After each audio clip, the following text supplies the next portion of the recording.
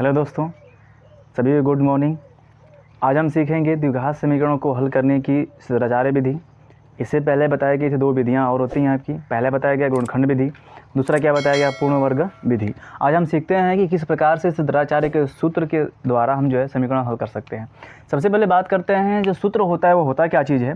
तो यदि हमारा द्विघात समीकरण का जो मानक रूप हो ax² plus bx plus c बराबर 0, तो इसका हल जो निकाला जाता है वह निकाला जाएगा x बराबर -b प्लस माइनस करड़ी में b² माइनस 4ac और पूरे के बटा क्या हो जाएगा 2a हो जाएगा।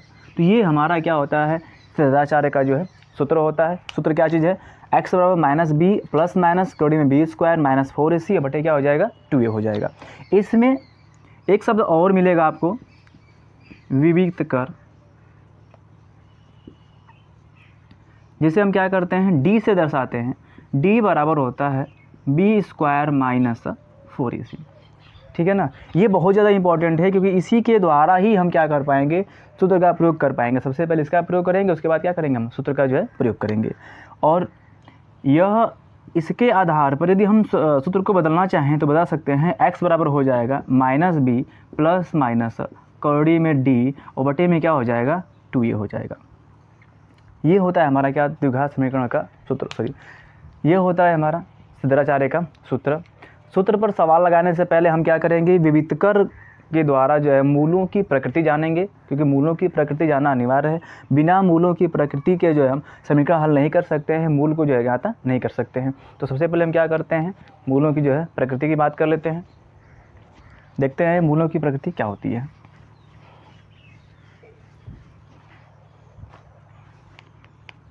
मूलों की प्रकृति,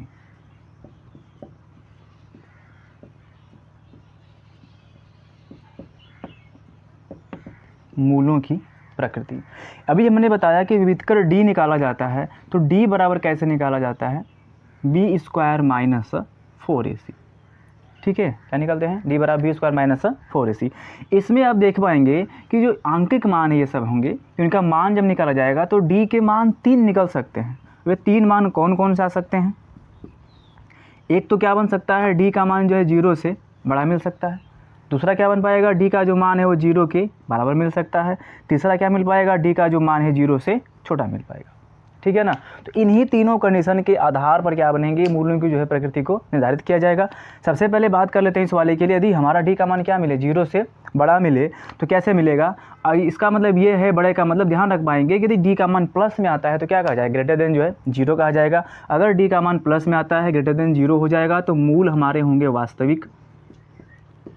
मूल कैसे होंगे, वास्तविक होंगे, परिमेय या अपरिमेय, और क्या होंगे, मूल और समान होंगे। ठीक है, मूल क्या बनेंगे और समान। सबसे पहले हम बात कर लेते हैं कि है क्या चीज़। यहाँ देखो 2 शब्द लिखा गया है, परिमेय या फिर क्या होगा, अपरिमेय होगा। तो कब परिमेय होगा और कब अपरिमेय होगा, इसके बारे में बात करेंगे। तो जब d का मान मतलब विवितकर का जो मान है वो कैसा हो, पूर्ण वर्ग हो। कैसा मिले, पूर्ण वर्ग।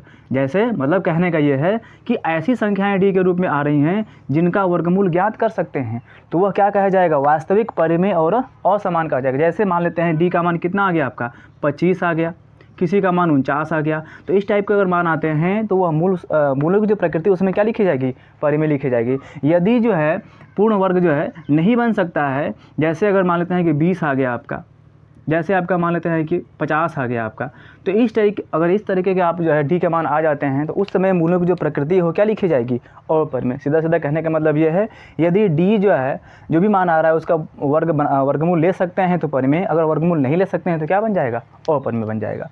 आगे बात करते हैं, यदि d का मान क्या हो जाएगा, 0 के बराबर आ जाएगा, उस समय मूल क्या होंगे आपके, वास्तविक होंगे। कैसे मूल होंगे, वास्तविक होंगे, परिमेय होंगे, और क्या मिलेगा आपका, समान मिलेगा। मतलब मूल आपस में क्या होंगे, बराबर होंगे। मोस्ट इंपॉर्टेंट ये पॉइंट आपको ध्यान रखना है इसमें कि जब d का मान 0 हो जाता है तो मूल क्या मिलते हैं, समान मिलते हैं। इसमें बहुत सारे सवाल मिलेंगे, इसके बारे में आगे बात की जाएगी। यदि d का मान क्या मिल जाता है, लेस देन 0 आ जाता है, उस समय मूल क्या कहे जाते हैं, काल्पनिक कहे जाते हैं। मूल क्या कहे जाते हैं आपके, काल्पनिक। काल्पनिक का मतलब ये है, लेसन का मतलब समझना यहाँ पर कि कैसा मान मिलेगा, डी का मान माइनस में मिलेगा, तो उस समय जो है मूल क्या कहा जाएगा, काल्पनिक कहा जाएगा। और हमें यहाँ पर लेस देन के लिए मूलों को ज्ञात करने का ज़रूरत नहीं है, क्योंकि हम क्या करेंगे, इस चीज़ के बारे में हम अगले चैप्टर में अगले क्लास में पढ़ेंगे, 11 में जाएंगे तो इसके बारे में मिलेगा पढ़ने के लिए, किस प्रकार से हम काल्पनिक मूलों का मान जो है ज्ञात करते हैं। तो ये है पूरा क्या चीज़, मूलों की जो है प्रकृति। आप एक बार इसका जो है स्क्रीनशॉट ले लीजिए, फिर आगे चलते हैं, कुछ उदाहरण देखते हैं कि दिए गए समीकरण का हम मूल कैसे ज्ञात कर पाते हैं। ठीक है, आगे चलते हैं। यहाँ हम कुछ सवाल लेते हैं, कैसे बता पाएंगे कि इसके मूलों की जो प्रकृति वो है कितनी।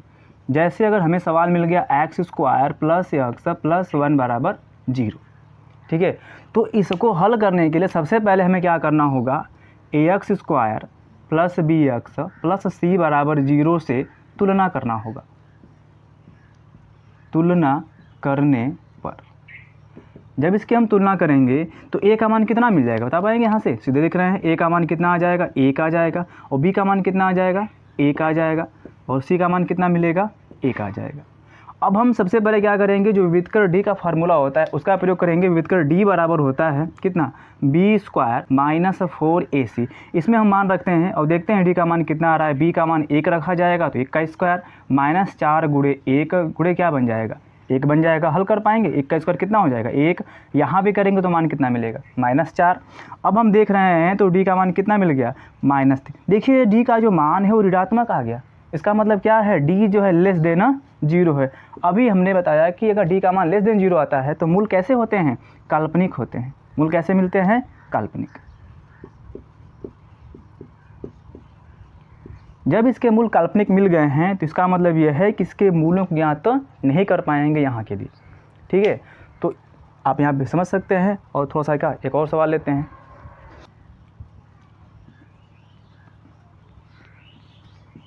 दो x square plus 8x minus 3 बराबर 0, ठीक है।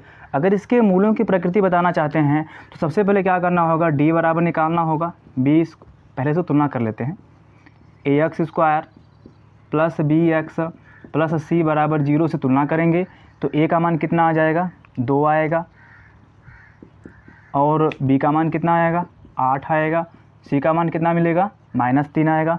अब हम क्या करेंगे, विविधकर डी का मान निकालेंगे, बी स्क्वायर माइनस 4ac से। अब बी का मान कितना है, 8 है तो 8 का स्क्वायर -4 गुणे ए का मान कितना है 2, और सी का मान कितना है -3। हल कर लेंगे, कितना बनेगा, 8 का स्क्वायर 64, और माइनस माइनस कितना हो गया प्लस, और 4 दूना के 8 और 8 3 के 24 आ जाएगा। इसको हल कर लेते हैं, पूरा मान कितना मिलेगा डी का, जोड़ देंगे तो कितना हो जाएगा, ये हो जाएगा 8, और यहाँ भी कितना मिलेगा 88। देख रहे हैं कि डी का जो मान है कितना आया है, 88 आया है, मतलब प्लस में है, इसका मतलब क्या होगा, ग्रेटर देन जो है 0 होगा। अब बताइए ग्रेटर देन 0 के बारे में क्या बताया गया था, मूलों की प्रकृति। मूल कैसे होंगे, वास्तविक होंगे। मूल होंगे वास्तविक। अच्छा बताइए कि 88 का वर्गमूल कर सकते हैं, नहीं कर सकते, यह पूर्ण संख्या आपकी नहीं है, इसका मतलब क्या होगा, अपरिमेय। और क्या होंगे, मूल आपके असमान होंगे, ठीक है। तो कहीं ना कहीं आप जो है मूलों की प्रकृति निकालना सीख गए हैं। अब हम लेते हैं एक सवाल और देखते हैं कि किस प्रकार से हम सूत्र के द्वारा इस द्विघात समीकरण को हल कर पाते हैं। 6x स्क्वायर प्लस 5 माइनस 6 बराबर 0। इसे कहा गया है सवाल में कि सिद्धाचार्य के सूत्र द्वारा हल कीजिए। तो सबसे पहले हम क्या करेंगे, इसका मानक समीकरण जो होता है द्विघात समीकरण का, उसकी तुलना करेंगे। A X square plus B X plus C बराबर 0 से तुलना करने पर ए का मान कितना मिलेगा, 6 मिलेगा, और बी का मान कितना मिलेगा 5, और सी का मान कितना हो जाएगा -6 हो जाएगा। यहाँ पर भी हमें डी का मान निकालना होगा, बी स्क्वायर माइनस 4ac करके। बी का मान कितना है दिया गया है 5, मतलब 5 का स्क्वायर -4 गुणे ए का मान है 6, और यहाँ पर कितना है ए का मान -6। बोलिए कितना मान मिला, 5 का स्क्वायर 25, और माइनस माइनस कितना हो गया प्लस हो जाएगा। इसका इसमें गुणा करें कितना हो जाएगा, 4 6 के 24, गुणा कर लेते हैं 6 का, कितना मिलेगा 6 चौक के 24, और 6 दूना के 12 और 2 14। इसको हल कर लेते हैं, कितना आ रहा है 169। डी का मान कितना मिल गया, 169 मिल गया। यहाँ अगर मूलों की प्रकृति की बात करेंगे तो ग्रेटर देन 0 है और 169 का वर्गमूल कर पाएंगे, इसलिए मूल कैसे कहे जाएंगे, वास्तविक, परिमेय और क्या होंगे, असमान। ठीक है, डी का जो मान है वो 169 आया, ग्रेटर देन 0, इसका मतलब मूल कैसे हैं, वास्तविक, परिमेय और असमान है। अब हम आते हैं किस प्रकार से सूत्र के द्वारा समीकरण हल कर सकते हैं। सूत्र बताया गया x बराबर -b प्लस माइनस कड़ी में b² माइनस 4ac बटे में क्या हो जाएगा, 2a। अगर यहाँ से हम x का मान निकालना चाहेंगे तो x का मान कितना हो जाएगा, b का मान कितना दिया गया है, 5 है, यहाँ पर रखेंगे तो -5 हो जाएगा, प्लस माइनस कड़ी में देखिए d का ही मान दिया गया है, तो d का मान कितना आया है, 169 आया, रख देंगे, ये हो जाएगा 2 गुणे a का मान कितना है, 6, तो x का मान कितना मिलेगा, -5 प्लस माइनस इसका स्क्वायर वर्गमूल करेंगे तो मान कितना आ जाएगा, 13 आ जाएगा, और बटे में कितना मिलेगा, 12। अब यहाँ देख रहे हैं कि 2 चिन्ह दिया गया है, इसलिए हम क्या करते हैं, बारी बारी से दोनों चिन्हों को लेते हैं और उसी में से हम समीकरणों को हल कर लेते हैं। प्लस लेंगे चिन्ह को तो x का मान कितना मिलेगा, देखते हैं, प्लस लेंगे चिन्ह को तो ये हो जाएगा x बराबर -5 प्लस हो जाएगा 13 और बटे में कौन मिलेगा, 2। हल कर पाएंगे, मान कितना हो जाएगा, 13 और -5 करेंगे तो कितना मिलेगा, 6, 8, x बराबर -5 प्लस 13 बटे के 2 करेंगे तो इसका मान कितना मिलेगा, 8 बटे के 2, और x का मान कितना, 12 है, सॉरी 12 है, तो x का मान प्लस चिन्ह लेंगे तो x के बराबर कितना मिलेगा, -5 प्लस 13 बटे में कौन हो जाएगा, 12। हल कर पाएंगे तो मान कितना मिलेगा, 8 बटा के 12, इसलिए x का मान कितना मिल गया, कटा देंगे 4 से, 4 दूना के 8 और 4 तेई 12 हो जाएगा। इसी प्रकार क्या कर सकते हैं, माइनस जब चिन्ह लेंगे तो माइनस चिन्ह लेने पर भी हम क्या करेंगे, स्क्वायर का मान निकाल सकते हैं। x बराबर हो जाएगा -5 और -13 और बटे में क्या मिलेगा, 12, ये जुड़ जाएगा, कितना हो जाएगा, -18 और बटे में कितना हो जाएगा, 12। इसे कटा देंगे तो मान कितना मिलेगा आपका, -6 से कटेगा ना, 6 18 और 6 दूना के 12, तो यहाँ से कौन मिल गया मान आपका, एक -3 बटा के 2 मिल गया। कोई दिक्कत नहीं है, आप सिंपल सा जो है सूत्र का प्रयोग करते हुए समीकरणों को हल कर सकते हैं।